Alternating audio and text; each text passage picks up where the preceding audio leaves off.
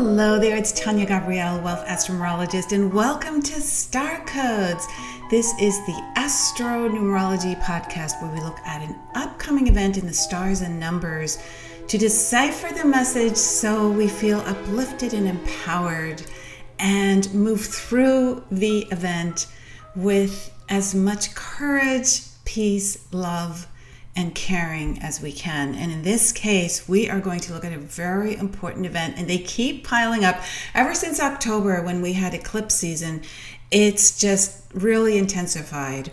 And this event we're going to look at is that both the Sun and Mars will be conjunct and then both square Saturn together. And this is a major moment because of what these two planets represent, Sun and Mars, energy, internal energy and external physical energy, and the ability to shine and to move towards a goal and a direction. And then Saturn represents timing and responsibility and also karma. Not karma in a negative sense, but literally what you put out comes back to you.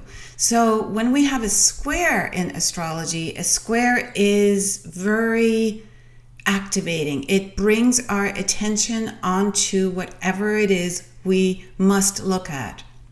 So let's look at the first of this three-part event. And the first event that happens is that the Sun will conjunct Mars on November 18th, which is a Saturday. Saturday represents Saturn. And the 18th is a number of dreams, of nurturing, taking care of sleep, health, everything to do with being present. And so the flip side of 18 can be deception or self-deception or even martyrdom. So giving too much of yourself. And on the 18th, we still have a double numerology code activated, which began on the 10th of November and ends on the 19th of November. And that is where the day, like the 10th, and the date, when you add up the whole date for the day, also add up to the same number. So on the 18th, we have 18 as the day, and then the full date adds up to 18, the universal date. So that doubles up that number, and 18 reduces to 9. 9 is the last single digit, 1 through 9, and it has a big head at the top, which signifies a head of wisdom or a big ego. So that's, we have a shadow side, and then we have a positive expression. And finally, the conjunction of the Sun and Mars happens in the sign of Scorpio. On the 18th of November, the Sun is still in Scorpio, as is Mars. So that also is important because Mars is the ancient ruler of Scorpio, and Scorpio dives into the shadow side. Through that stinger, it goes to the truth. And all of this is about uncovering the universal truths. Now, let's move to the actual conjunction itself. It heightens your energy when the Sun and Mars come together, and that energy needs to be channeled into exercise or creative endeavors, creative projects. Definitely your imagination is on fire. Mars is a fire planet, and you can alchemize and transform that heat into outcomes that are very, very productive. Being physical is really important, moving your body. Also, new beginnings are covered because Mars also rules Aries, Aries being the first sign. And what you need to guard against is aggression and impatience and impulsive behavior. Then we come to the next event. On the 23rd of November, which happens to be Thanksgiving here in the US, and 23 is the Royal Star of the Lion number, and we are in 2023, so a very, very powerful day. That is when the Sun squares Saturn. So the Sun is our light, our inner energy, our well-being, and it squares Saturn, planet of responsibilities, of restrictions, of boundaries, of timing. And so energy can feel more restricted with this square. So you'll want to dissipate any tendency to procrastinate or worry or just be concerned about how things are moving along in terms of your timing versus divine timing. and let it go and really dig in if you need to get something done. So this is a wonderful time to actually not wait for praise to be showered on you, but to get active and sow the seeds that will then return to you exponentially.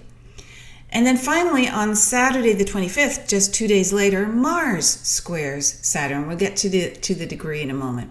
So Mars squares Saturn also means that your energy might feel a little bit more restricted, and you must focus your creative energy on pending responsibilities, which Saturn governs.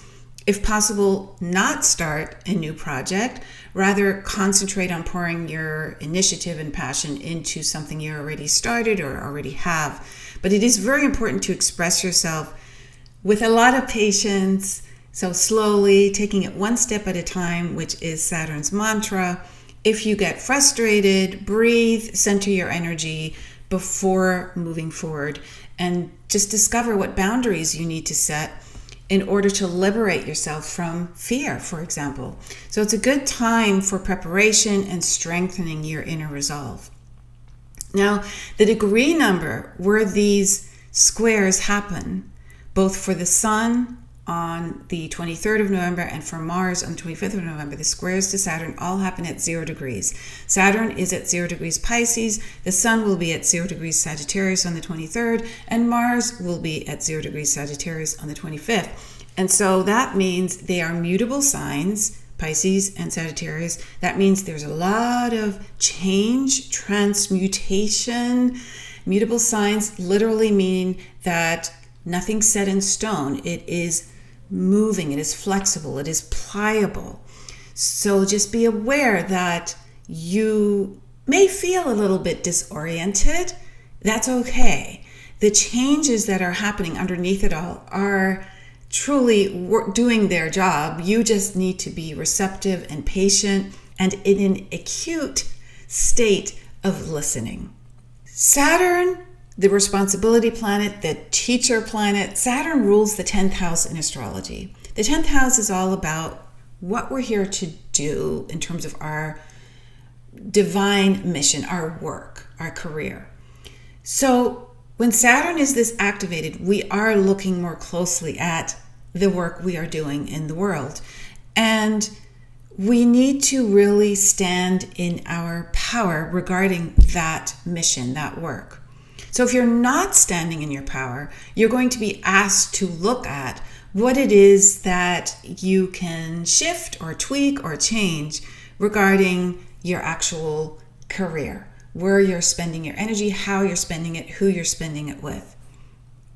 Now, this time that we're in, because, and I'm going to bring in another planet now, because Pluto is at the end of its sojourn in Capricorn, which is ruled by Saturn, which is why this matters. Saturn is the planetary ruler of Capricorn. Pluto, the most slow-moving planet, takes almost 250 years to go around the zodiac, is at the end of Capricorn and has been dipping in and out of Aquarius and Capricorn for a year or so, and will continue to do so, and then finally move out of Capricorn next November in 2024. But right now, Pluto is at the very end of Capricorn and will shortly reach 29 degrees, which is a very important critical degree.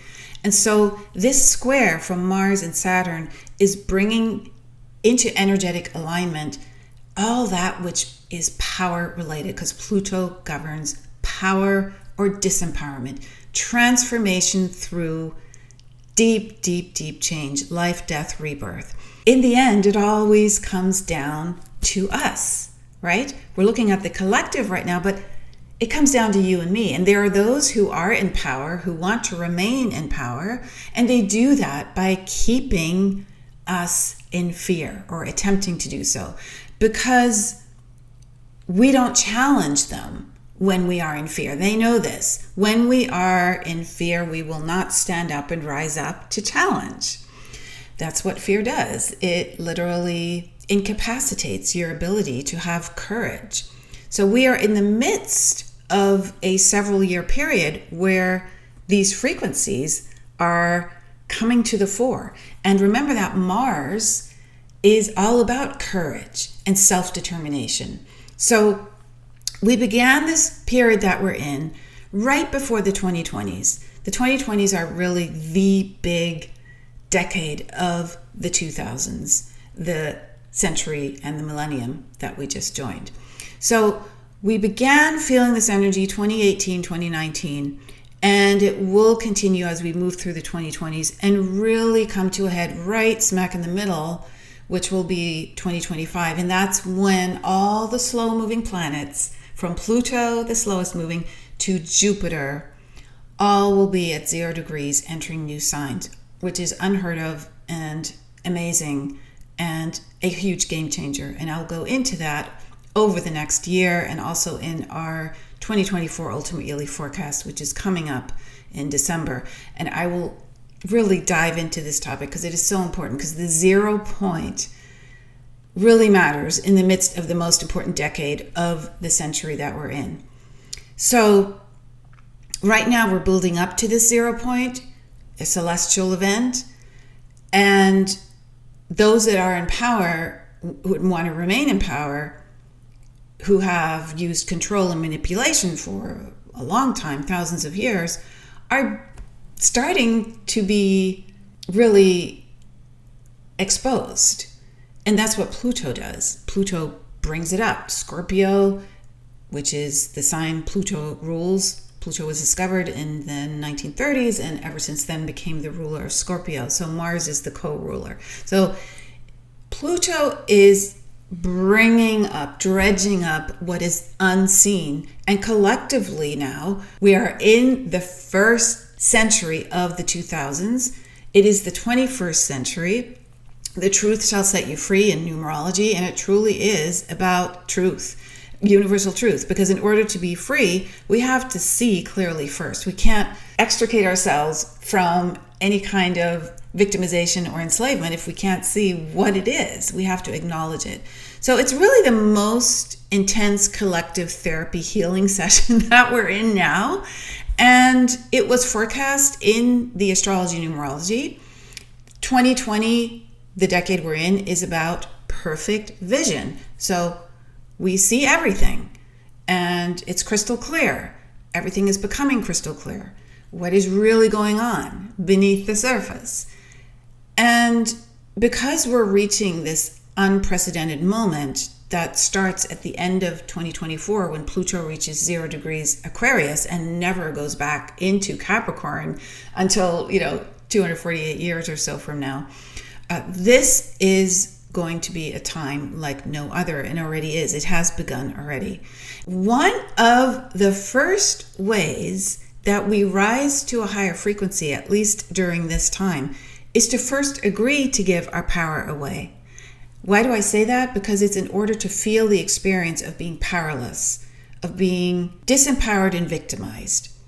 And without that experience, we wouldn't have the deepest desire to live a life of freedom, of truth, of health, abundance, of love.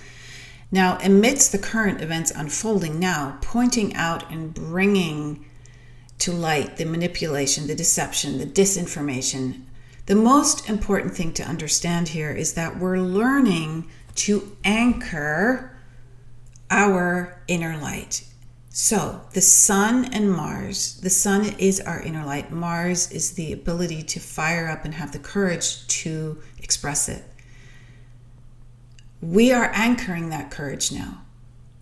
So as everything unfolds and we connect to our true origins, we will ask different questions moving forward. And these questions and the truth that are revealed in the answers are going to radically change how we live, how our society is actually run.